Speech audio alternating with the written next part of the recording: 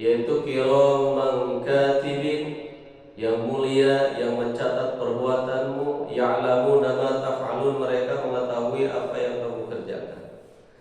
Intinya jemaah yang dimuliakan Allah Subhanahu wa taala, bahwa di dalam jiwa manusia, setiap manusia, kita terutama, Allah Subhanahu wa taala yaitu mengikuti kepada kita itu dua malaikat yang akan melihat daripada setiap amal perbuatan kita. Walaupun kita bersembunyi di tempat yang paling tersembunyi, kita pun melakukan satu perbuatan di mana tidak ada manusia yang melihat, dalam keadaan sendiri. Tetapi dua malaikat yang mana Allah Subhanahu wa taala akan melihat, akan melihat setiap perbuatan manusia dan menugaskan dua malaikat untuk mencatat setiap amal daripada manusia. Dicatat semuanya, dan tidak ada amal satupun yang akan terlewat, tercatat oleh dua malaikat tersebut. Maka tugas kita jemaah yang dimuliakan Allah, karena setiap perbuatan itu akan diperlihatkan sama Allah, setiap ucapan itu akan dipertanggungjawabkan nanti di akhirat kelak. Dan malaikat-malaikatnya Allah Subhanahu wa taala akan menjadi saksi nanti di akhirat kelak. Bahkan jemaah yang dimuliakan Allah Subhanahu wa taala, setiap perbuatan yang kita lakukan di dunia ini, yang menjadi saksi, yang mencatatnya malaikat-malaikatnya Allah, bahkan yang menjadi saksinya bukan hanya malaikat-malaikatnya Allah Subhanahu wa taala saja, tapi setiap benda yang ada di situ, terutama benda-benda hidup jemaah yang dimuliakan Allah, baik itu dari kalangan manusia, tumbuhan, hewan, maka akan menjadi saksi setiap perbuatan yang dilakukan oleh manusia, dan terutama lagi jasad yang ada dalam diri kita. Sehingga Allah Subhanahu wa taala memperingatkan kepada kita di surah Yasin. Allah katakan, "Al-yawma nakhtimu 'ala afwahihim wa tukallimuna aydihim wa tashhadu arjuluhum bima kanu yaksibun." Hari di mana Allah Subhanahu wa taala menutup, bahkan mengunci, ala afwahihim, kepada mulut-mulut mereka. Wa tukallimuna aydihim wa tashhadu arjuluhum. Dan yang berbicara jemaah yang dimuliakan Allah, wa tukallimuna aydihim, yaitu tangan-tangan mereka. Lidah ini dikunci, lidah ditutup. Kenapa? Karena lidah ini suka berbohong.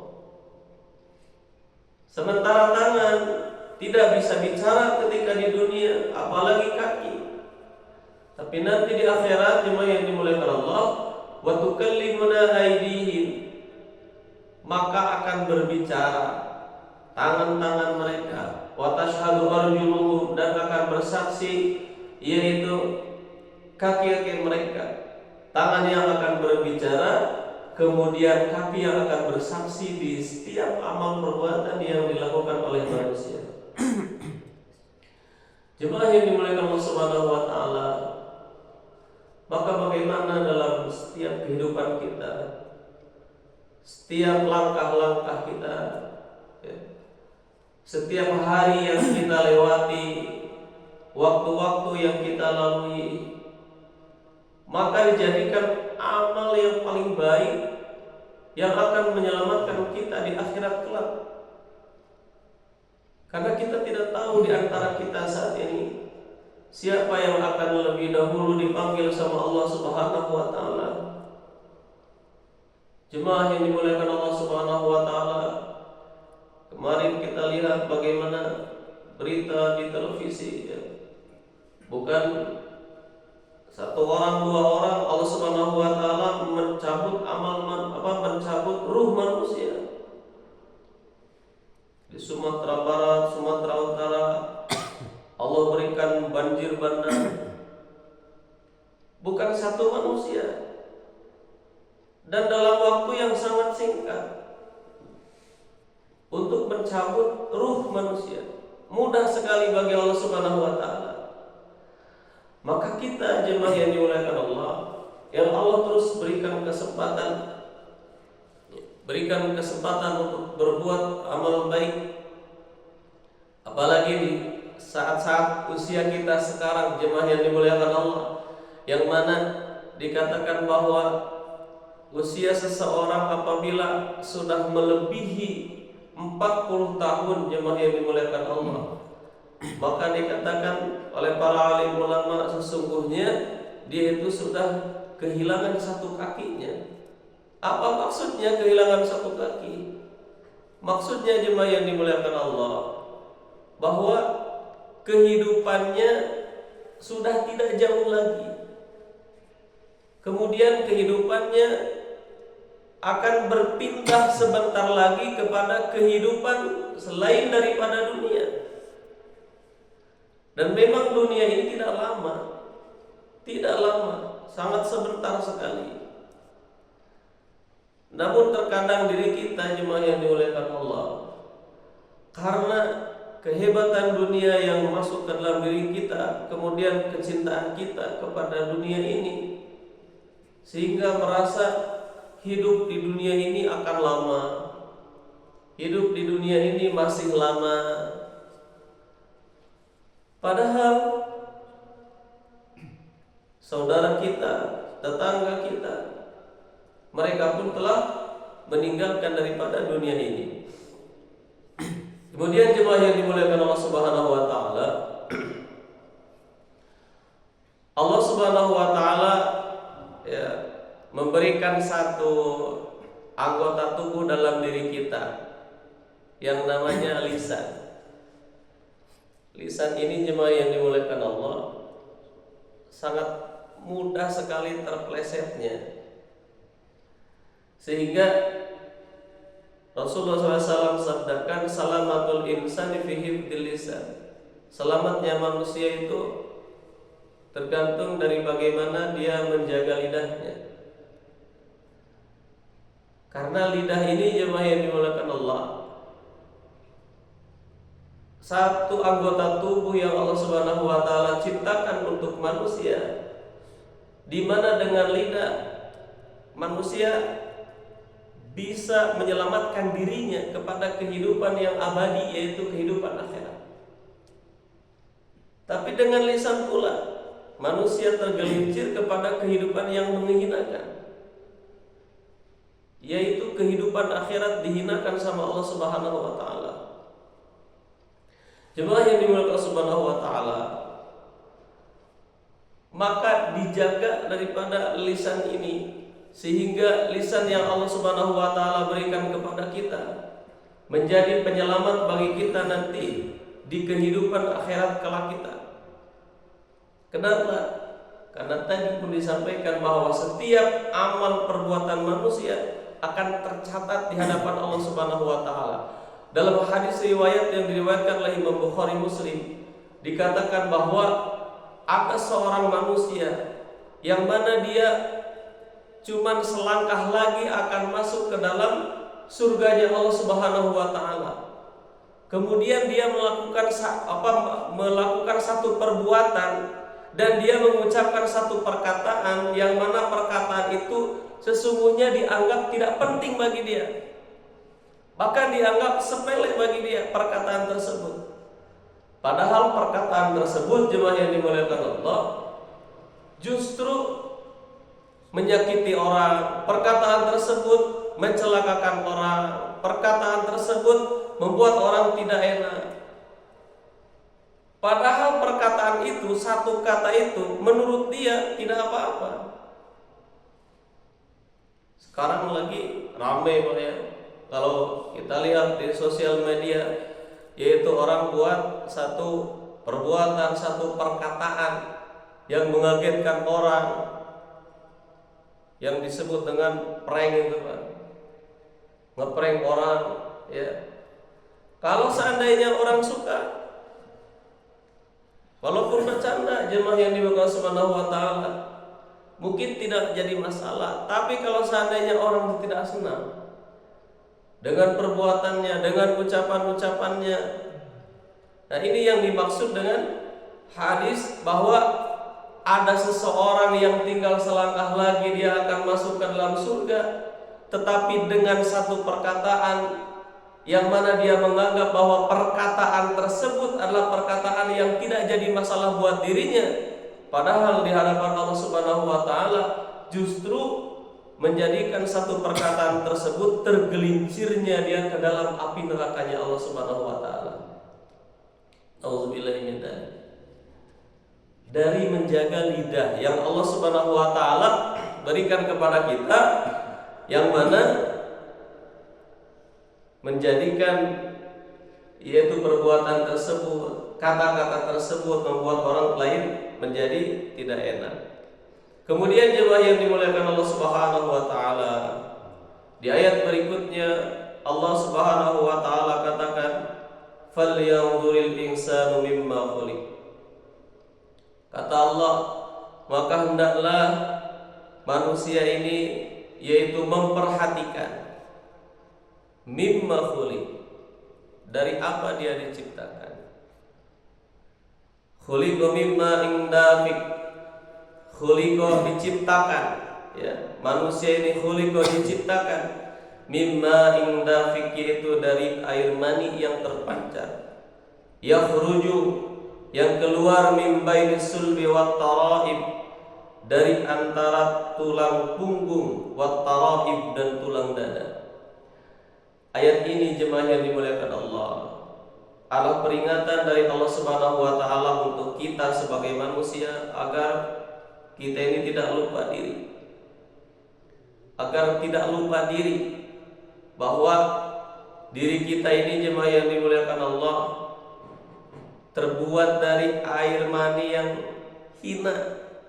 Dalam surah As-Sajdah ayat 8 Allah katakan, "Summa naj'al naslahu min sulalatin min ma'in mahin."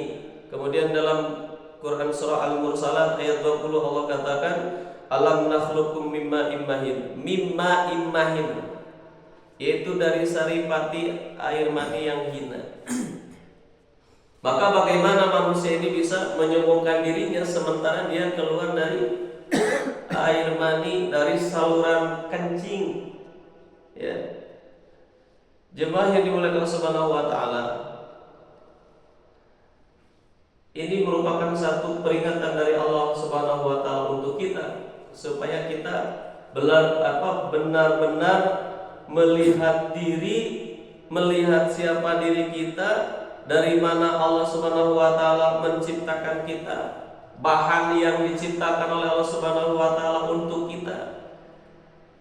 Hina ma'in mahin, bahkan ya tidak ada harganya jemaah yang dimuliakan Allah. Bahkan para alim ulama sering mengatakan bahannya manusia dengan bahannya ayam masih berharga bahannya ayam. Bahannya ayam 1 kilo sekarang kalau dijunti harganya 28.500. Kalau disayati 31.000. Bahannya ayam, Pak. Tapi bahannya manusia jemaah yang dimuliakan Allah. Jangankan 1 kilo, Pak, setetes aja orang berjijik melihatnya. Tapi Allah Subhanahu wa taala tetap memuliakan manusia. Hanya sekedar peringatan saja untuk kita bahwa kita ini diciptakan dari bahan yang hina, dari air yang hina. Maka tidak ada yang pantas disombongkan oleh kita sebagai manusia, terutama kepada Allah Subhanahu wa taala. Karena terkadang manusia makhluk Allah yang mana dia ini ada sifat kesombongan dalam diri, merasa dia paling ini, dia paling itu. Kalau kaya dia paling kaya, kalau tinggi jabatannya dia yang paling tinggi jabatannya, merasa paling tinggi, merasa paling cakep, merasa paling pandai, merasa paling pintar, merasa pokoknya. Kalau seandainya sudah pergi ke haji nggak dipanggil haji, marah. Yang jadi RW nggak dipanggil RW, marah. Jemaah yang dimuliakan Subhanahu wa taala, maka sifat-sifat keburukan, sifat buruk maksudnya, sifat kesombongan itu hanya milik Allah Subhanahu wa taala saja. Manusia tidak memiliki sifat itu. Dan itu hanya milik Allah Subhanahu wa taala, ya. Mutakabbir di dalam Asmaul Husna. Jemaah yang dimuliakan Allah, maka diri kita sebagai manusia yang Allah Subhanahu wa taala ciptakan dari bahan-bahan yang mimma imani, dari air mani yang hina. Ini menunjukkan betapa kita ini lemah, betapa kita ini kalau di dalam diri manusia ya tidak dipenuhi dengan amal-amal kebaikan, maka tidak ada harganya. Tidak ada harganya. Kalau seandainya manusia itu di dalam dirinya tidak ada kebaikan, kebaikan yang tercatat di dalam buku catatan dirinya yang dicatat oleh malaikat-malaikatnya Allah Subhanahu wa taala. Kenapa? Karena ada catatan amal kebaikan tetapi tidak dicatat sama Allah Subhanahu wa taala. Tidak dicatat oleh malaikat-malaikatnya Allah. Kebaikan siapa? Yaitu kebaikan orang-orang kafir namanya. Tidak dicatat oleh dua malaikat. Karena kebaikannya ini dibalas langsung di dunia. Tidak dicatat oleh Allah Subhanahu wa taala. Kebaikannya dibalas langsung di dunia. Sehingga nanti di akhirat jemaah yang dimuliakan Allah, dia tidak bisa menghujat kepada Allah Subhanahu wa taala atas kebaikan yang dia buat di dunia. Oh, saya dulu menolong orang ketika gempa misalkan, atau ketika banjir di Sumatera saya nyumbang sekian miliar. Itu adalah kebaikan. Tapi untuk orang kafir Allah balas di dunia. Kebaikannya dibalas di dunia. Karena syarat jemaah yang dimuliakan Allah, syarat kebaikan itu tercatat di dalam buku catatan amalnya yang diterima sama Allah Subhanahu wa taala. Syaratnya adalah bersyahadat. Syaratnya harus bersyahadat. Syaratnya di situ harus ada iman. Syahadat yang betul jemaah yang dimuliakan Allah. Bersyahadat itu syaratnya. Kalau seandainya jemaah yang dimuliakan Allah tidak bersyahadat, maka tidak ada manfaatnya di hadapan Allah Subhanahu wa taala. Nanti di akhirat begitu juga manfaat untuk dirinya tidak ada manfaatnya. Kita sering dengar jemaah yang dimuliakan Allah, bagaimana ya orang-orang kafir gitu ya. Mereka ya menyumbangkan sampai ratusan dolar ya. Kemudian ribuan dolar, bahkan miliaran rupiah untuk membantu orang mengurus anak yatim, bahkan mengurus mereka orang tua yang sudah jompo. Kita lihat di luar negeri lah. Tetapi karena tidak bersyahadat, kunci daripada diterimanya satu amal dan menjadi investasi untuk kehidupan dirinya di akhirat kelak, maka tidak ada manfaatnya bagi dirinya untuk di akhirat. Kenapa? Karena semua kebaikan orang yang tidak beriman kepada Allah Subhanahu wa taala, maka Allah balas di dunia. Dibalas semua kebaikannya. Sehingga nanti di akhirat tidak berhujah kepada Allah Subhanahu wa taala.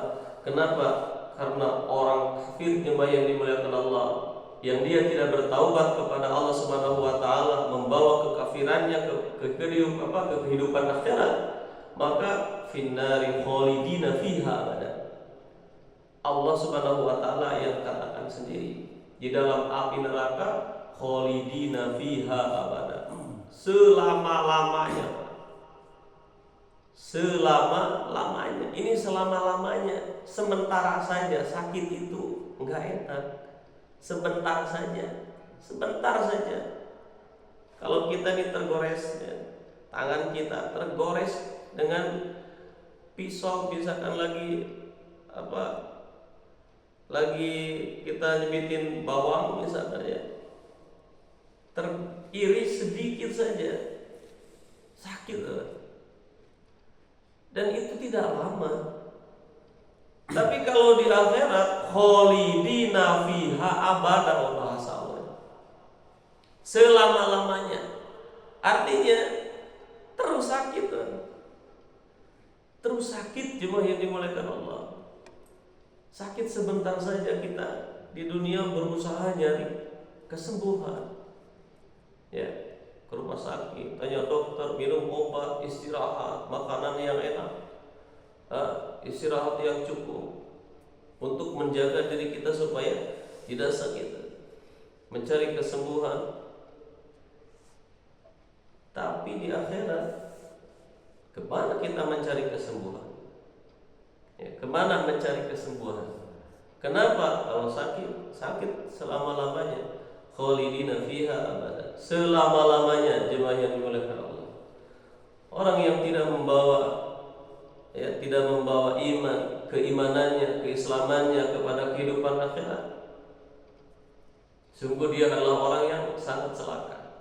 Walaupun secara pandangan dunia amal kebaikannya itu banyak, secara pandangan dunia, tapi karena Allah telah balas ketika di dunia, jemaah yang dimuliakan Allah, maka tidak ada kebaikan yang akan dia dapatkan di akhirat kelak.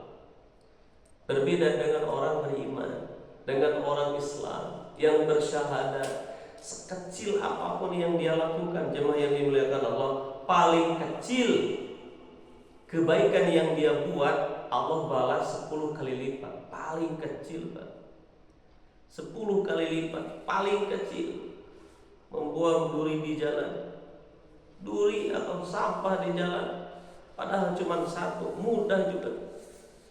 Apalagi kalau menghalangi orang, menyakiti orang, misalkan, ya, sampah itu ada beling, ada besi yang tajam, kita singkirkan. Itu tanda orang beriman, ya. Tanda orang beriman, ada iman dalam dirinya. Karena di dalam cabang iman dikatakan salah satu cabang iman, maksudnya ada orang iman dalam dirinya itu ada, ya, salah satunya ketika melihat benda tajam di jalan itu dibuang. Kebaikan sekecil apapun, jemaah yang dimuliakan Allah, untuk orang Islam, untuk orang yang pernah bersyahadat kepada Allah Subhanahu wa taala, kemudian dia tidak keluar dari Islam, tidak keluar dari keimanannya, sekecil apapun perbuatannya, ya, kebaikan yang dia lakukan, paling kecil Allah lipat gandakan 10 kali lipat. Paling kecil, Pak, 10 kebaikan, satu kebaikan dibalas 10 kebaikan oleh Allah Subhanahu wa taala. Ada yang diberikan di dunia sama Allah, ada yang ditangguhkan di dunia kemudian diberikan nanti di akhirat. Tapi secara keumumannya orang Islam ini, jemaah yang dimuliakan Allah, kebaikannya Allah tangguhkan. Kebaikannya Allah tangguhkan. Tapi kesusahannya di dalam takdir dia bahwa dia punya kesusahan yang akan Allah timpakan kepadanya, maka Allah timpakan di dunia. Ditimpakan semuanya di dunia, jemaah yang dimuliakan Allah, sehingga nanti di akhirat dia tidak akan mendapatkan kesusahan lagi. Ditimpakan semuanya di dunia. Kalau dia dalam takdirnya ada sakit yang lama, maka dikasihkan ketika di dunia. Orang beriman itu, jemaah yang dimuliakan Allah Subhanahu wa taala, semoga Allah Subhanahu wa taala senantiasa yaitu menjaga diri kita dari hal-hal yang akan menjerumuskan kita, yaitu dari kehinaan. Allah Subhanahu wa taala senantiasa meluruskan daripada niat-niat kita dalam melakukan amal perbuatan yang kita lakukan. Allah menjaga setiap langkah-langkah kita, fikir-fikir kita, menjaga setiap waktu, setiap detik yang kita lewati, waktu yang kita lalui dari perbuatan yang akan menghinakan kita di kehidupan akhirat kelak kita. Dan Allah menunjukkan hidayah, memberikan kekuatan di setiap langkah yang kita lalui untuk melakukan kebaikan, sehingga Allah Subhanahu wa taala menyelamatkan kita bukan hanya di dunia saja, tetapi Allah selamatkan kita di akhirat yang selama-lamanya. Itu saja yang bisa sampaikan pada pagi hari ini, semoga ada manfaatnya. Allahumma muwaffiq ila aqwamit thariq. Assalamualaikum warahmatullahi wabarakatuh.